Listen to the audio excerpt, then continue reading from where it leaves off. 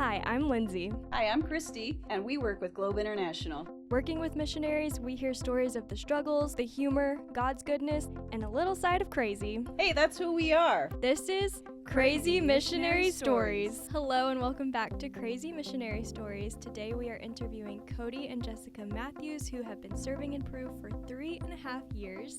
So guys, will you start out by telling us what you're currently doing in Peru?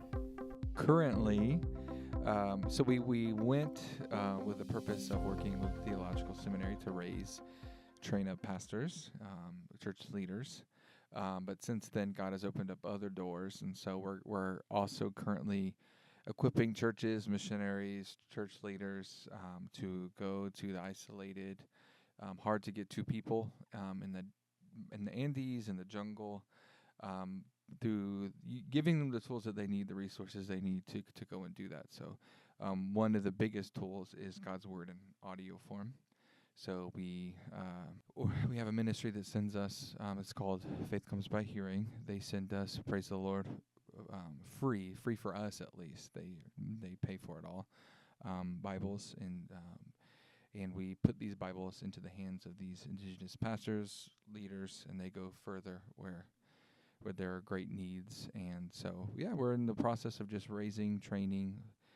So my goal is for God to raise up theologians, students of the Bible, preachers of the Bible, because that's what's going to drive everything, and then to mobilize the church for the mission that God's called them to. So those are the two things. So take us back a little bit. How did you guys feel the call to missions? It's interesting how we met. Was high school and church. We first had a conversation in a Latin class in high school, and that's when we were just friends. And he told me about wanting to be a missionary and taking his family across the world to share the gospel. And my heart just melted, and I didn't know him very well, but it was just something about that just drew me to him. And 4 years later, we're married and serving in our local church. And I feel that the Lord really used our role in our church for the many years that we served there to prepare us for missions. But Cody, he has always been missionally minded, going out doing outreach in our city. We lived in the inner city for over 5 years, ministering to a neighborhood over there, and we're really excited to see some of those kiddos still walking with the Lord today. And during all of this time, he was making trips back and forth to Peru. He had first went when he was 19, and kept in contact with his translator, and through his translator he was able to go back and meet new pastors. And he was then connected with Noe, who is the ministry partner that we are with today, who has the Chotsky Seminary, and he would just go yearly to do conferences. And I'll let you pick it up on how we ended up there. Yeah, so he invited us, and again, I'd wanted to be a missionary since I was a child. I didn't even really know what that was, but felt that in my heart. And so I always knew that was the direction, the calling. And so after we got married, just kind of blooming where you're planted, right? And so I have no formal theological education or anything like that, but I was so blessed to be a part of a church plant, a new church plant of a church in Pensacola. And it's really great to see it just thriving now, and just kind of learning through serving and going through the whole leadership processes and serving the Lord. So it was cool. And that was just kind of always the heart, was to be a missionary. So whenever God, there became a time where it's just, a lot of personal crisis going through in my life, mixed with God finally just changing the desires of my heart to want to be a missionary, and just really kind of like calling, like the Puritans called, the holy discontentment. Like, just there was a discontentment with what I was doing, and for the decade before then, I loved it, and just God really just started pulling my heart towards this, and through a bunch of other events, it was like, okay, let's do this. So you went on a few trips to Peru.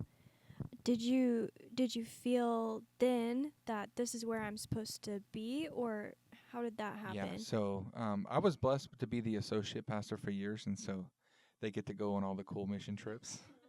So, well, I'd been to India multiple times, and Costa Rica, Brazil, but Peru was definitely special. That's where the Lord really kind of the shoe fit really well, because is shoe fit the right way to say that? The shoe fit? Yeah. Like trying to think in English. You're learning another language and then you just lose all of the sayings. Yeah, yeah, right. Yeah, I know, right? Yeah. And that was just kind of, I would always wanted to train and mobilize and teach, because that was like the burden on my heart, and that was where the doors really just kind of opened to do that. And so, so that's when I really, when I was 19, I did go and was like, man, this is a wonderful place. I would love to raise children here. And it's really kind of funny how I bought my wife a little blanket from a woman on the street and brought it back to her. We were only engaged at the time. Engaged at this time. Years later, we're pregnant with our first child. Well, she's pregnant. I was. She was carrying our child.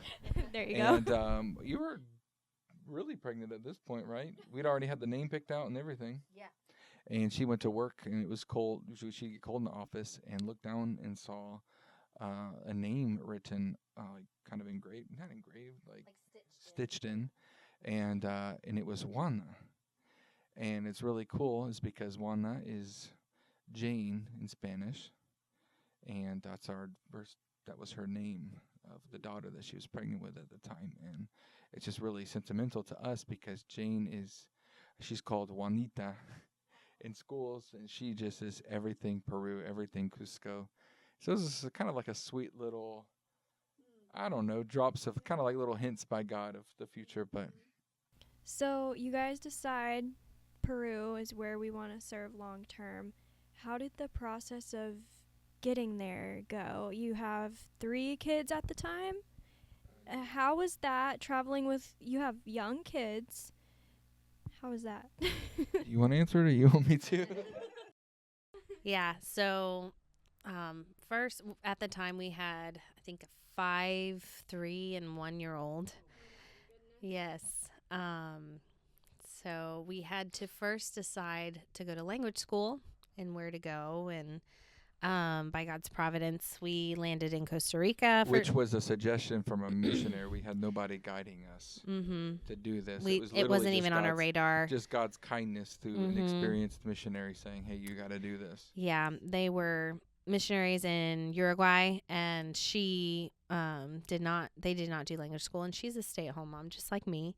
And just upon arrival, they couldn't speak. And she was at home with the kids every day while her husband was doing classes, and didn't get to practice a lot. And that's what the key to learning a language is: hearing and speaking. And even if you're taking classes but not able to use it, you're not going to grow in it. And so that advice alone was huge.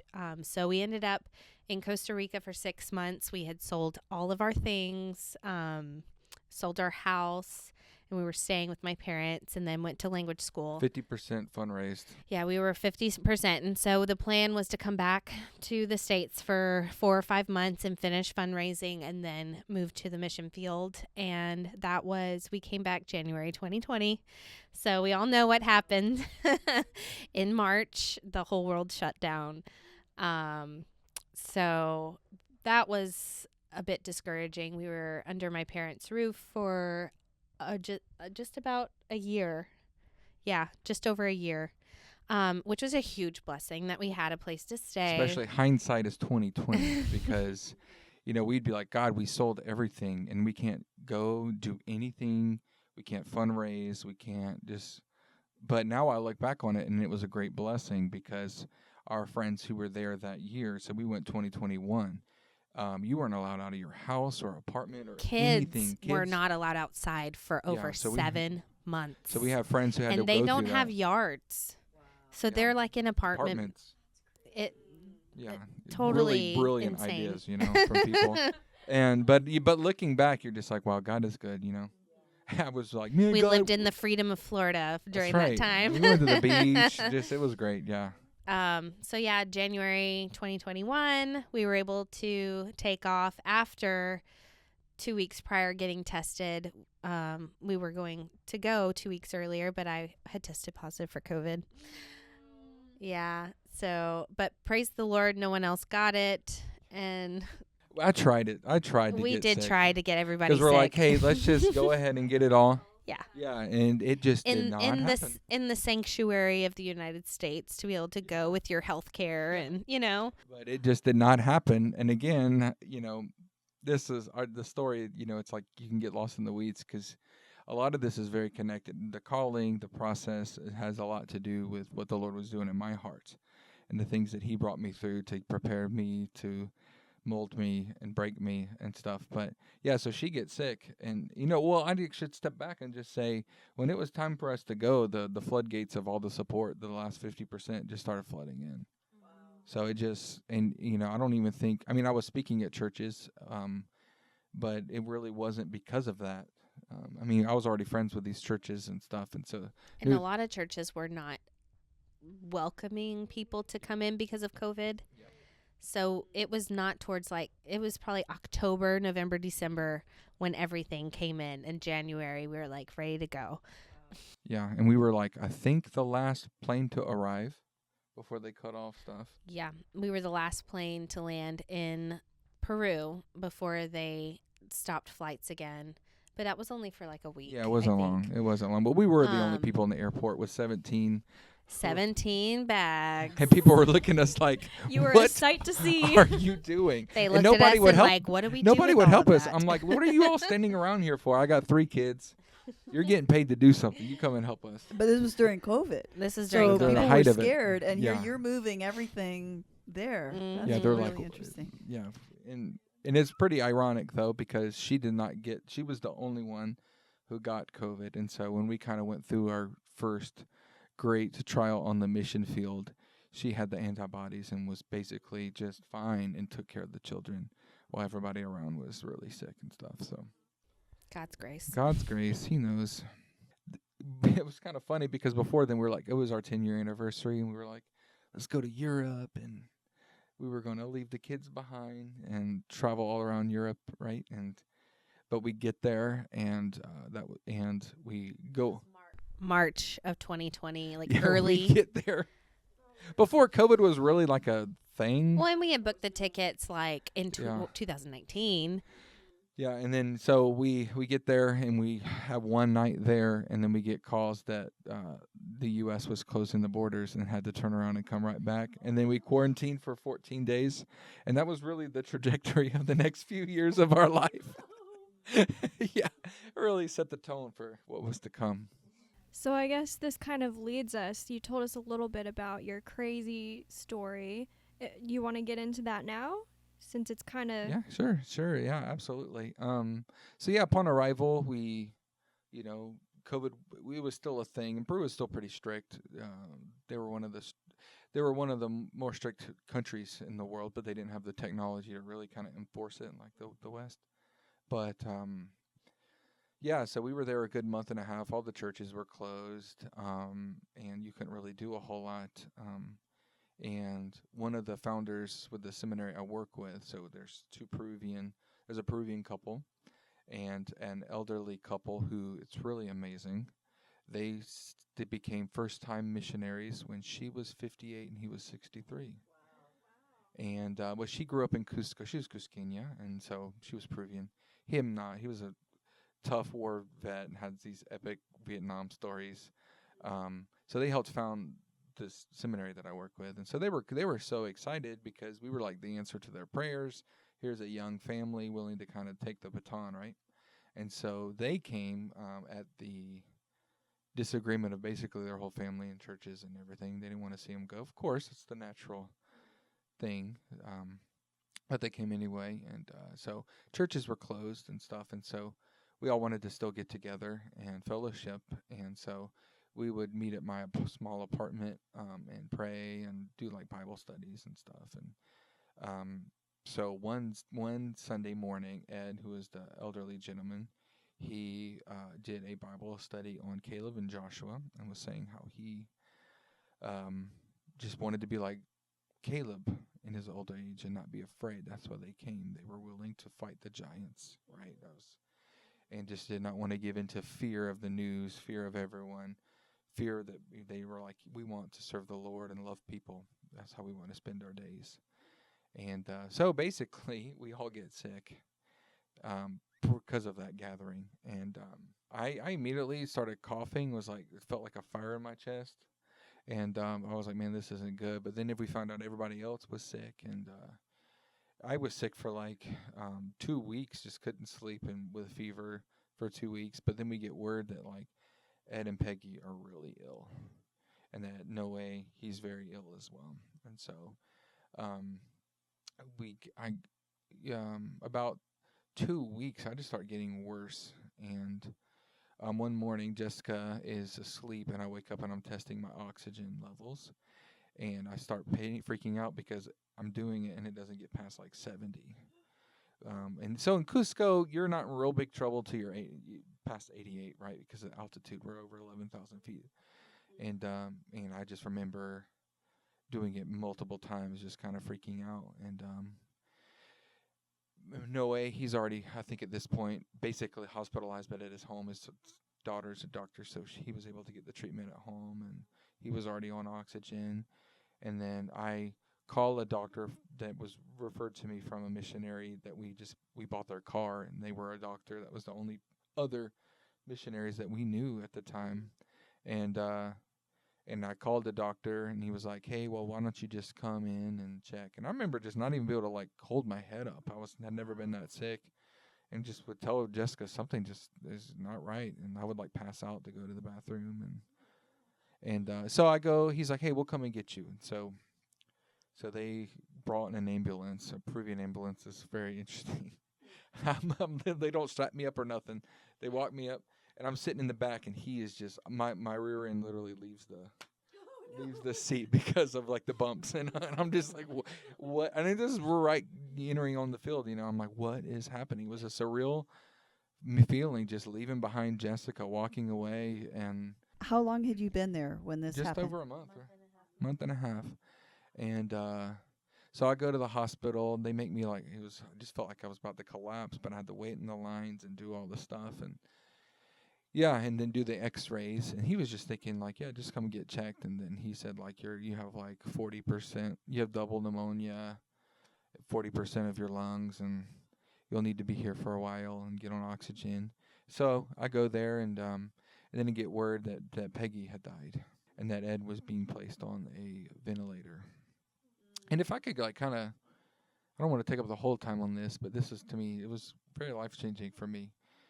Because, and this testimony exists, yes, for me, but I just say if it could encourage anyone in their low points, prior to coming to Peru and the calling, part of my calling was going through the darkest time of my life a couple years earlier, and just severe anxiety, just dark night of the soul, wrestling with God. And I knew during all that time that God was preparing me for something and just kind of breaking me. And it was a very, very hard time. And that's maybe a story for another day. But so I would like, because of that, God called me to be a missionary after that. And I was just like limping still. So I had a lot of insecurities about like, what if something like that happens when I go in the field? What if I won't be able to make it? What about my children? And so saying yes to the call, having gone through that, you're just kind of like feel very weak, And I remember just at times being just almost debilitated with fear, just like, what if I fail? What if I fail? What if I fail? But still saying, yes, Lord, yes, Lord, yes, Lord. And then you sell your stuff, and you're like, there's no way back, right? You're going. And to where I would just be like very just overwhelmed with my weakness. And so it's just very interesting how Jessica, going before this, got COVID, and I did not. And we look back and we laugh and we're like, God, I could have really used those antibodies. But God had something for me. It wasn't about not being sick. I had to get sick, I believe. And God just put me through the fire at the very beginning to the moment that I was so afraid that could happen. What if I failed? And God made me face it right at the very beginning. And I was in the hospital. I had to lay on my stomach for 5 days straight, which compared to what other people had to do, that's easy. I'm not even going to complain, you know. But just, I had nobody, didn't know anyone. My wife couldn't come, and just all alone. But just the way the Lord met me on that time and blessed me, gave me joy, gave me peace. I got the doctors would say, people would come and get sick and they get afraid and then they get worse and they die. But they noticed my joy and my peace. And I got when I was discharged, got to basically share the gospel with all the nurses and stuff. But I say that just because it was like God came through when I needed him. And it was great to see my wife and my children it was hard, but God took care of them, and not only that, just thinking about weaknesses and just temptations to not move forward. Part of it was just like, well, what if we fail? What if I fail as a parent? And God blessed me the first 3.5. I had most of our time in Peru. We had 3 children, and I got to come back 3.5 years later and baptize 3 of my children. And it just seeing them thrive in the Lord. And so going back, that was a very crazy hard moment, but it was very necessary. And I could really kind of beat that horse, but I want to encourage people, because God takes us through the wilderness and through the valleys to mold us, and through that time, God changed my life. For the first time, I could know God's love for me, and His hand in my life, and it prepared me for all of the things that I would face on the mission field. And if I hadn't had gone through that, I wouldn't have been able, I don't think, to get through it all and do all the stuff that the Lord had us do. So it was necessary. What did when you say that, you're talking about the anxiety you had here before. So when you're looking back at the time in Peru in the hospital and being alone, that did something in you. What was that? What was taking place? What did you come away with that you would say, that's totally different than before I got sick and came in? What was that? Yeah, for just you? kind of like getting yourself out of the picture, that it's not about you. Like, this is my calling. You are my child, and I love you, and I got you. Like, it's not about your strength. It's not about anything of the arm of the flesh. It's, I got you, and I love you. And the assurance that the Lord gave me of my salvation and of just His love for me during that time is what, during the time previous, before I went on the mission field, I think paved the way for the contentment and the peace and the joy I had. Plus, I knew that God, it was encouraging hearing similar stories. Hudson Taylor had a near-death experience. He got deathly ill before he moved to China. But the basis of his confidence that he would be okay was that God had called him to China. And so I kind of had that too as well, like, God's got me here. So yeah, it was just kind of like, I got you. I'm going to take care of you. I'm your strength. I'm everything. And it's not about you, it's about me, I imagine then the fear just melted away. Fear of failing, fear of... It's been a process. That was, I wish I could say. She's going to laugh at me because God gave me such a great woman. It was definitely a process, because then after you get healed and you overcome COVID and stuff, a third world country isn't going to have the greatest medical care nor the greatest medical advice. So I got terrible advice from doctors and stuff. And there was just not a lot of stuff going on online that you could really find out about COVID. So, I had them tell me things like, if you get the flu or if you get a cold, you can get pneumonia again. And so it was like kind of then you have to face crowds of people after that. And anytime somebody starts coughing around you, you kind of get freaked out a little bit. And that's a whole other story about how I could share. Why should I not share it, if you don't mind. So after that, I'm like, oh, I could breathe good a little bit. But then, like, when people would get sick, I would get very anxious. And a friend of mine, praise the Lord for him. He's an eye surgeon and did corrective eye surgery for me. He did, a lot of the missionaries get it. He does a great price. And so I was bedridden. I was just on the bed resting, and I could not shake this like anxious feeling. I had nothing but my own thoughts to kind of play with. And gosh, I feel like I could tell some details here that could maybe be inappropriate, maybe. No. So okay, but hey, I like it. I like people to hear the whole truth and nothing but the truth. So that they can be blessed in their walk. So and stop me if I'm going to embarrass you. But this is one of the funny. You asked for funny stories. This is part of the funniest. Yeah. So I get really anxious, and I'm just laying there resting, and because of my anxiety, I couldn't even really eat that much that day. And so I got up to get some water, and because I had an empty stomach, I just gagged myself drinking water, and I threw up. And when I threw up, a bunch of blood came out. And because I just had been so sick, and there were so many unknowns, we're like, hey, let's go to the doctor. And right, so I go to the doctor, and they're like, yeah, let's do an endoscopy. And they put this tube down my stomach. And before then, there was this gentleman coming out of the hospital. And I'm like, man, I'm an idiot. God had just delivered me, and why was I so anxious about this? I just kind of felt like I was in sin for even sitting in that hospital. Because if I wasn't anxious, like, I wouldn't be here. And it was because of my lack of belief in God after he just cared for me so much. So I felt like I was in sin, right? That this whole thing was just my sin. So long story short, I'll go without the really too much detail. I see a gentleman leaving, limping out of this office, and I'm like, wow, he's I hate to be that guy right now. He had the opposite of the endoscopy. Yeah. So he's like holding himself hunched over, and I'm like, gosh, hates to be that guy right now, right? So, gosh, you're like, Cody, we got to edit this because I could tell more details. Right. Yeah.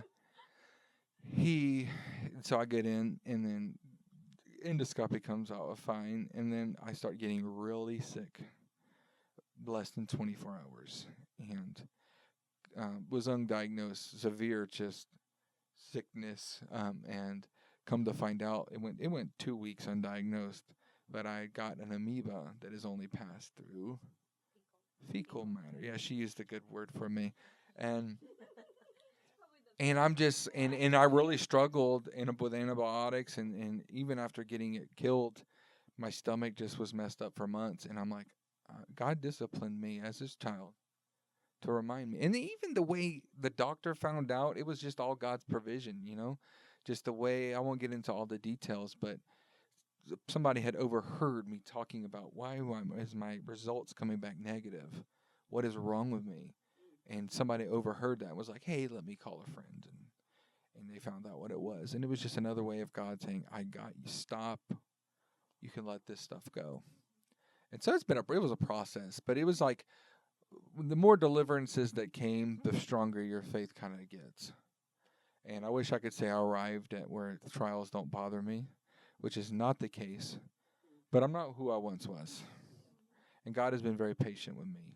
I feel like a lot of people would get to the field and be like, after getting sick, be like, God, this is what I was afraid of. Like, this is what I was afraid of happening. Why would you do this to me? Like, I feel like that's how I would react. I have gone through a time of severe anxiety, and it's all mostly related to health.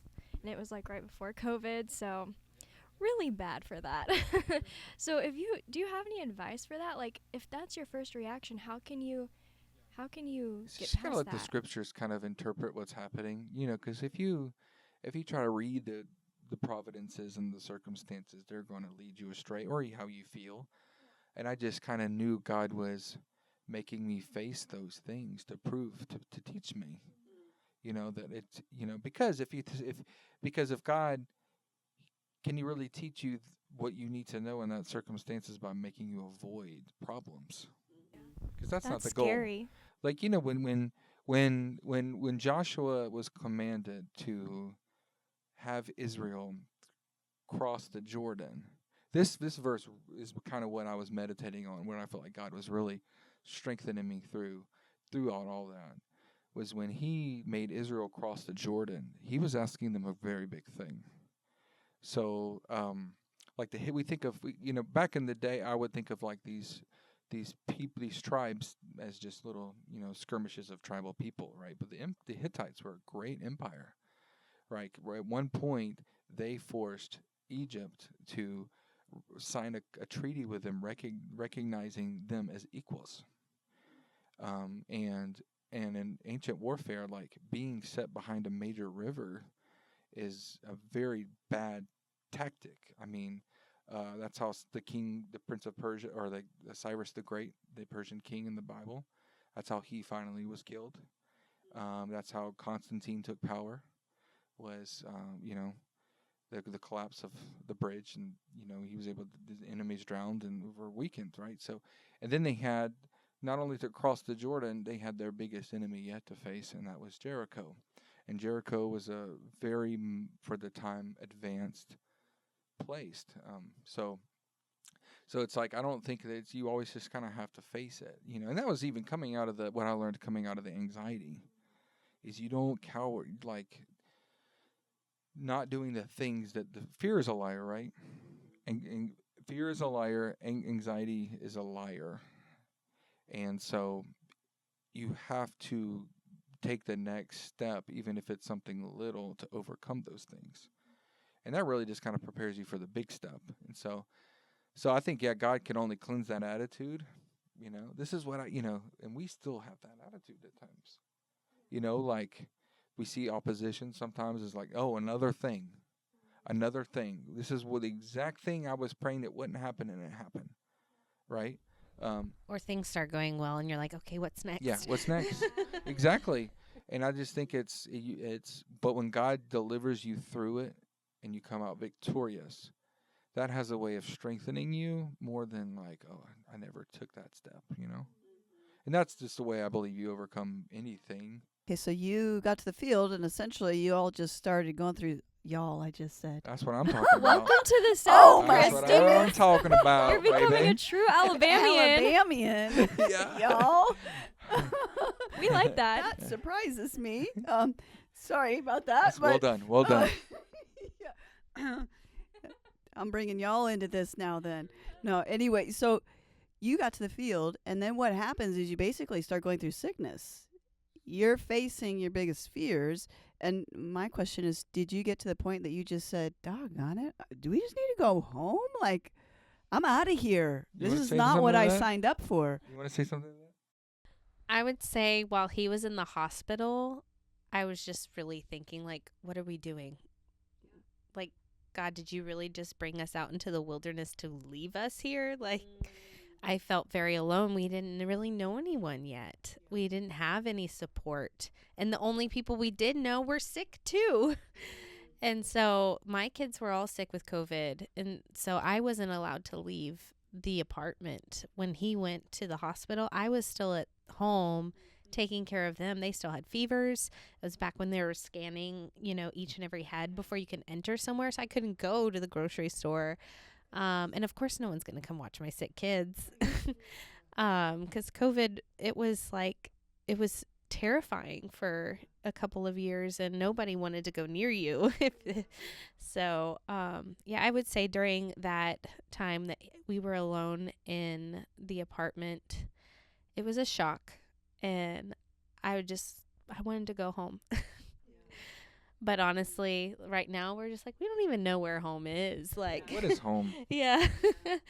And the Lord really, I think with each and every obstacle that's been great, like the vaccine mandates and even the political revolutions, each time those thoughts do creep in. And it God comes through though. but he does. He does miracles. And that fires you up. Yeah. It's a roller coaster. That's what it is. And after it's never boring. And after some of these significant things, because COVID was one thing, but I wouldn't say that was even like the hardest thing. But on the outside, there was something that God was about to start doing. Like, so after COVID and all that stuff, God opened up doors for us to work in Nacionqueros and just exploded doors with these native peoples. And so after every major thing, there's been some new thing. And that to me is, like, our ministry has been 99% just carving a path, just pressing on when no results and just nothing but obstacles. And then 1% glimpse of like God working in these people that you're there to serve. And that fires you up. You see God deliver you, God provide for you to be there. He raises you up from the ashes and reminds you that he's with you and he's got you this. And then you see glimpses of him working. And then you're like, let's do this. That kind of is what sustains. Another question for you is, I just want to link it here. You both learned language before you went to the field. Yes, which praise God. Not everyone So does. what's going on in my body? Yeah. So To the doctor, I could just imagine. Yeah, I can imagine what would it have been like if you didn't have the language. A nightmare. And so did you feel very competent at the language when you were there and you got somewhat. sick and Yeah, you're so home because alone? so yes, we went 6 months, studied hard, and I worked really hard as well, just even beyond what the language school offered there. But then you're out of it for almost a year. God provided. We were able to take language classes just with via Skype for like 2 hours a week, just to keep it fresh during COVID. And we were there just for about a month or so, just to kind of refresh it a little bit. But I would say that is one of the number one biggest things. I don't think missions agencies should be allowed to send missionaries without doing that first. And of course, at least with some plan. Not all countries are the same and maybe have schools you can go to. But I mean, I could not imagine, because that's some of the things you don't think about is you're used to your world and the way your world works. But overseas, I mean, the world it's a different world. So the things that you're used to that you could bank on are not there. And so, I mean, just even communicating with the doctor for him to come and get me. The doctor's coming and telling me, like, I just kind of look back and they tell me all this stuff in Spanish, and I'm like, they're like bringing out my x-rays, and I'm like, okay, but am I going to live? That's kind of like at the end. Just need that one word. Just tell me. Just tell me. I don't care about all this stuff that's happening, but am I going to live, right? Has to be. I mean, number one, because things will go wrong. There will be obstacles, and your kids will get sick. You will get sick. Yeah. Our first week, little Noelle ran into the corner of the granite countertop and busted her eye open. And here I am at an ER first week in a new country having to talk with a doctor. And I mean, it's a sensitive place. You don't want them to just do anything to it. Like, you don't want her to be, ugly scar for the rest of her life. My goal for language school was like, I need to study, but I need to do this so that Jessica could really thrive and really learn it, because once we start life, she'll be homeschooling, she'll be doing stuff. It'll be a lot harder for her. And so that is, I would say, one of the most important fundamental things is, I mean, a minimal, depending on the language. I mean, do what you got to do, spend the money, spend the time. And I would say don't feel any pressure from anyone. Praise God. I mean, we didn't feel any pressure from any of our supporters. They were like, yeah, go do this. But I would just even say, I mean, if it's a hard language and that's all you have to do for couple of years, you have to do that. That is the ministry. Because not only is your ministry going to be worth a flip if you can't speak, but just your life, if you have, especially if you're some single frontier person and you want to learn as you go, I mean, I still don't think you should do that. But especially if you have a family, you have got to do this. Yeah, we were even told, just even go somewhere different than when you're going to be serving, because it's so tempting to want to just jump in and start serving and getting involved. But then you will be so limited, and especially me, who he could be going off and doing things and I'm still stuck at home. And yeah, so it's a huge deal to just commit to a certain time, and then you will have that time just for your brain to focus on that one thing. And when you're not studying, you can just go and practice and talk instead of having to go prepare something. Or So for you now, did that open up an opportunity for you, I'm guessing, to have a lot of friendships that you maybe wouldn't otherwise have, or just communication every day that you would have been lacking if you hadn't had that language study going in? well, friendships, they're hard. As a you don't find very many stay-at-home moms in Cusco. So People work to live. there's no really play dates. Occasionally you will find someone who's free to meet your kid at the park. But that's hard overall. Honestly, we have a helper that comes a few times. Which was recommended to us from a mhm. missionary for this purpose. And I will literally just sit and talk with her for an hour in the morning, and that has helped me.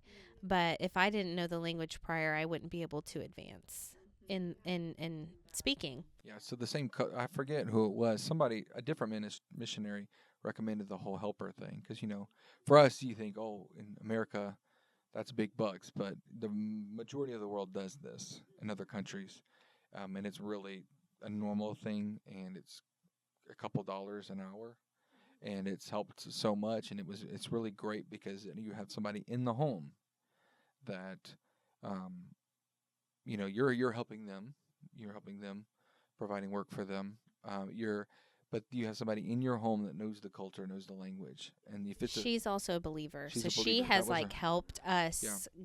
Like, I always joke I would have been dead so many times if it wasn't for her. Like, I'm dead serious. Like, she came through to give us the advice and tell us where things were. She came through so many times, and like when your kids are so sick and you have to run to the emergency room at 3 a.m., who do you call?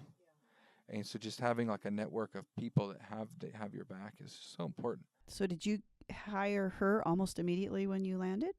it took months. It was after it was between his COVID and his parasite. So about 3 months in, maybe. Yeah. That's And how she you was measure the one who time. overheard and said, "Hey, let me call my pastor. He's a doctor." I'm sitting there like 2 weeks of just like HE double hockey sticks on earth. And she's they're like, saying something. I'm negative for a parasite, but it doesn't make sense because I'm still so sick. What's Yeah. going on? And she's like, let me call, So another missionary, she, our helper is a part of their church, and she was looking for work because of COVID. She was a tour guide, and were there tours going on? Yeah. Absolutely not. So we were able to help her. She's a single mom, and she's a Christian, and I feel like we can trust her, like with our children, which is huge. We don't have grandparents coming to take care of our kids for We've date had night. like how many dates since in 3.5 years? Maybe like I don't know, maybe 5 or 5? 6. It's already. I mean, hard we could totally do more. It's just, I don't know. It's harder.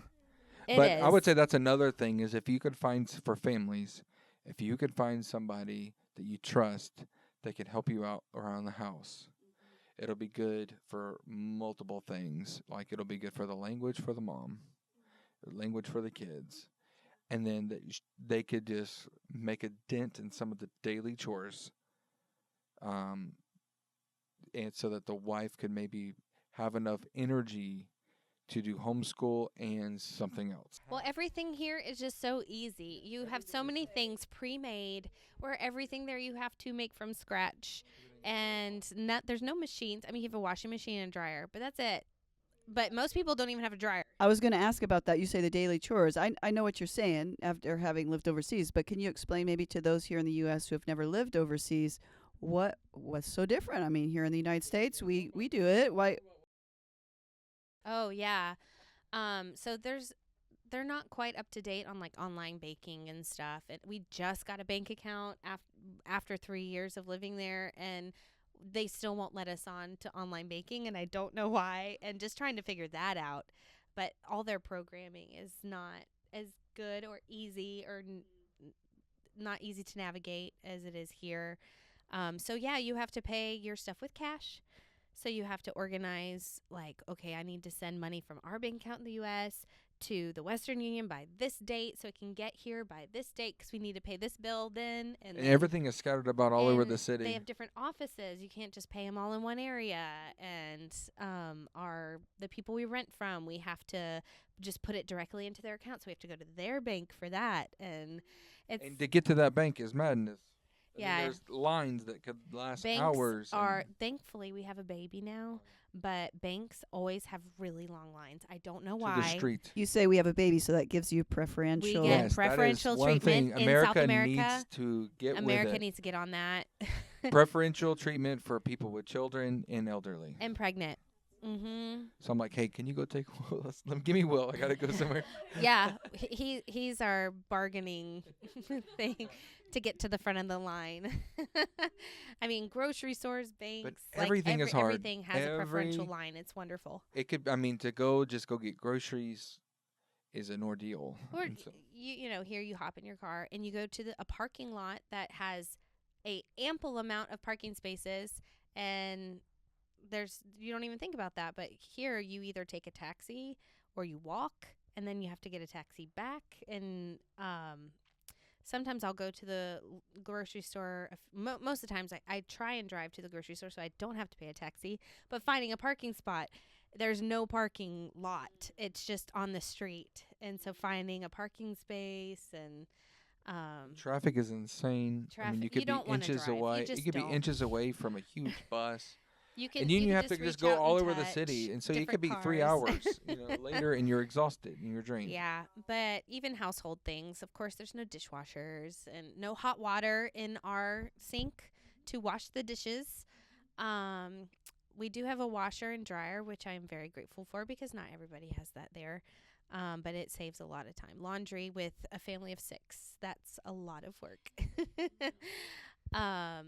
And just like cleaning of things, I don't know. Like we don't have all the cool gear. Everything is efficient here. It's just basic. Everything, and there is nothing that is efficient. Usually, Everything just takes longer. Everything. If it is like how I lived, everything just takes longer. Yes. Nothing is fast. Uh-huh. So you could spend your day doing a basic thing. We're here. right. Yeah. Well, I'm glad you have the help, and that somebody gave you that advice. Somebody gave us that advice, and one thing I've learned: the best people to care for missionaries are other missionaries. I've learned, of course, there's great pastors, there's great people from sin, but as far as like knowing what it takes for you to thrive, you need people who could really just kind of guide you, because it's like you don't know what you don't know. And I was a pastor. I went on probably 10 mission trips, worked at a missions agency. And so I had a lot of what I thought was knowledge.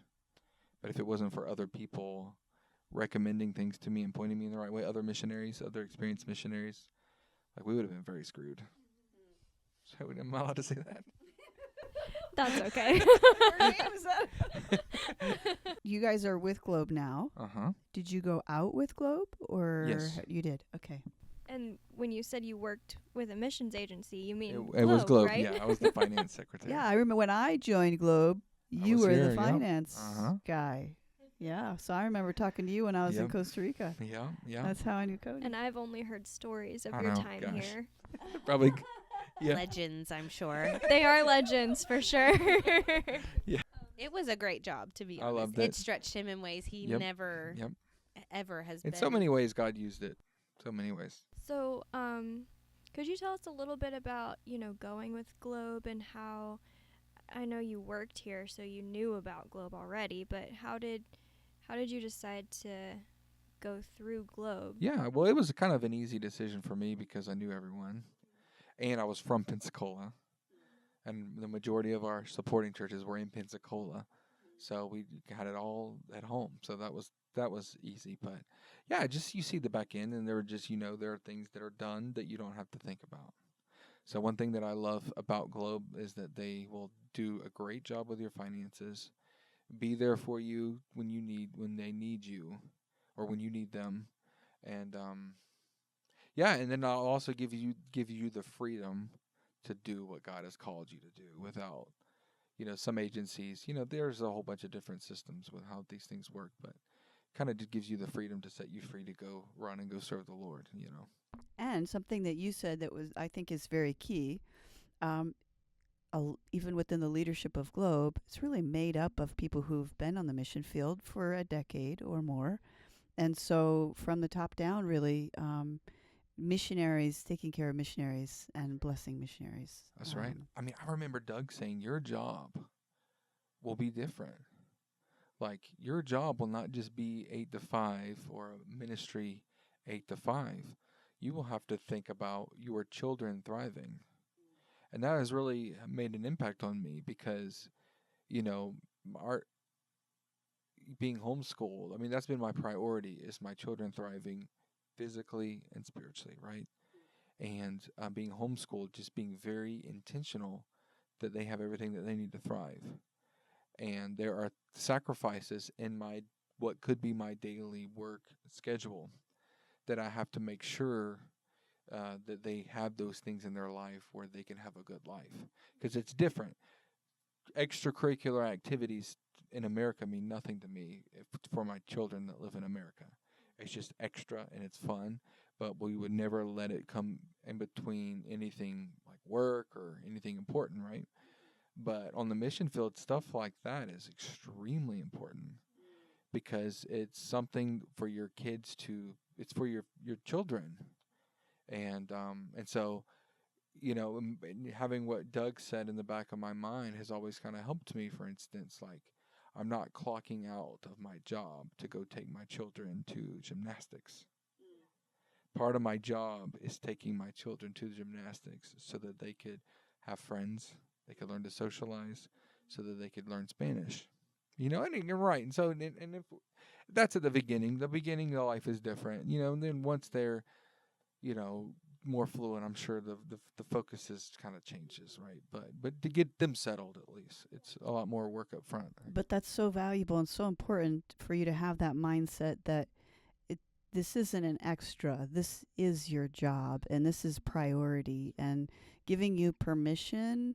And I would echo that too. There have been so many things that Doug, and I don't, just for those who don't know Doug was our executive director and president for years. Now he's the president of Globe, and was in the office when you were working here, I'm sure, and speaking those things into your life. And there's just so much wisdom that comes from those who have spent years on the field, and to receive that from somebody who's not just like your boss, but also who has the years of experience and is now a grandfather and has children that have walked through all of that and can say, hey, this is what you really need to focus on. Don't get caught up in the task.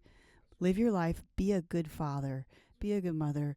Invest in your children because that's part of the work. Yeah, because it's not just Cody and Jessica serving Jesus in Peru. It's the Mathews family. They are making sacrifices too. And so for them to just be pushed on the back burner and isolated and not given any sort of priority is not healthy. And it's not what God wants for them. And really, because the whole family is a testimony in the culture that you're living in. Everyone's watching the whole family. So it's not just what you're doing on the weekend or when you're doing, quote, the ministry of teaching or a Bible study or one-on-one time with somebody in the community. It's the whole family and how you live your life that's testifying. Exactly. And that's what that culture that you're going, all cultures need. I mean, that's part of the ministry, is not just preaching in healthy churches, but you want healthy families. And I've never felt this personally a lot from anyone, but I know I have friends that have. And I would just say, like, having people experienced missionaries speaking that into your life is very helpful, because sometimes, and at the very beginning, I probably would have been tempted to think this way, but now you start doing stuff and the Lord comes through, you get raised down into the dust, God picks you up and affirms you to where you're like, I don't care what man says. Like God's called me to this within reason. I care what man, like if somebody's calling out sin in my life or something false that I'm preaching, of course. But then you know what I mean, like because sometimes as missionaries you feel the stress to have to do stuff, and because culture is different, life is different. That American efficient, like results oriented mindset, some 98% of missionary life just isn't. It's very hard, but it's just not impressive in the sense of, like, it doesn't produce. You're not going to have more fruit because you have 5 nights a week that you've scheduled meetings. That's right. It's like, and somebody may feel the pressure to have to do stuff to make supporters happy, to make churches back home happy, or whatever happy. And it's like, okay, well then you or your family gets messed up. Your kids get messed up. They're going to go on with their lives and be just fine. They're going to have their ministries. They're going to have their, Also, the Peruvian culture doesn't work like that. Yeah, that's just not the way it works. And so, so just having other people just telling you, keeping you kind of based of what to focus on, and just to not feel the pressures of the outside. Just be faithful, and focus on your wife, your children, and work hard. Yes, pour your life into the ministry, but also just knowing that includes sometimes doing things that maybe don't look awesome on a newsletter. Some great advice. I feel like there's so much more. Well, we'll 10 have years you and 3.5 guys years. back. We'll have No. I'm not. You don't have to. No, I'm we'll just have saying, a part wow. 2. We've done that with some other people. If you don't, it's okay. But do you have one last crazy, maybe funny story you could share with us? Crazy funny? Do you want me to tell one, or do you want to tell one? I have one of it's not crazy, but my parents were visiting, and just to reflect the culture of the very countryman of Peru from far away in the mountains. So Cody mentioned that he works in a community called Queros. It's like the last Incas. They're very far out. They don't have, every time he goes, he doesn't have signal. I don't know where he is for days. I tell my guides, please don't have a heart attack. Now I know the directions, but the first time I was like, hey, please don't die. I don't know where I'd go. My parents are visiting, and we're literally about to load up the car and head out. We're going to take them to these salt mines that were built by the Incas. And we get a knock on our door, and there's little 4-foot Felix from Nacion Queros. And he's like, is Cody home? And basically we're like, hey, Felix, we're about to leave. Like, he didn't tell us he was coming. He just shows up, and he does this all the time. A lot of times he'll just kick back on our couch and love to watch YouTube videos. Yeah, of they're like American they're culture. like, show us your country. It's so funny. Like a good American, I showed them videos of Saving Private Ryan, and No, they didn't even know about World War II. yeah, that's Seriously, they are very far out, like uneducated, and just don't know what's going on in the world. So, it was just really awkward. We were like literally all packed up in the car. We're like, well, Felix, have you ever been to the salt mines? So here's little Felix and all of our family pictures at the salt mines with my parents. But that's very cultural. It was. You would invite him to go. Yeah. Oh with yeah, you. now he sent our son, when he turned 1, the Inca and like a poncho and the little head thing, and so it's really cool. But yeah, when the guys come over, I always order them pizza. They never had pizza before. Felix, I've taken him to the doctor. He'd never been to the doctor before. Yeah, you never been on an elevator before? Mm-hmm. And what did I say? I was like, hold on. I was like, it's about to spin us around. I always loved the joke. Yeah. And, Was he scared? His eyes got big. and he was sick, and so I took him, and he got an endoscopy, and the lady was just like having these claws, like claw his stomach, and she would suck it out through a tube, and she would just place on like a little napkin out in the open for everyone, just pieces of his stomach. And she's like, look, he's fine with this. Come look. And she's showing me inside of his stomach. And I'm like, Felix, I know you very well. From the inside out. But What were you gonna? You were telling him something about the endoscopy, like what they were gonna do, and he was like gosh. freaking out. I shouldn't say that. I can't say that here. Oh, I can't remember what it was, but he got really scared. I said that they were going to put it the other end. Oh no! Sorry, people. Poor guy. I know. He was traumatized just Cody from is listening. he loves comedic relief, so he's a jokester. Thank you guys so much for being here, and for real, we would love to have you back for Awesome. part 2. Part I know 2. you guys have so many more stories, but it was great to get to know you guys a little bit more, and you had such good advice. I can't wait for people to hear this, and thank you so much for being here. Thank you for awesome. having us. It was fun. Thank you. Yeah, a lot of fun. Thank you guys so much for listening to Crazy Missionary Stories. If you are listening on Spotify, don't forget to follow us and give us a 5-star review. If you're on YouTube, don't forget to subscribe, and of course, share it with your friends. Thank you guys for listening. See you next time.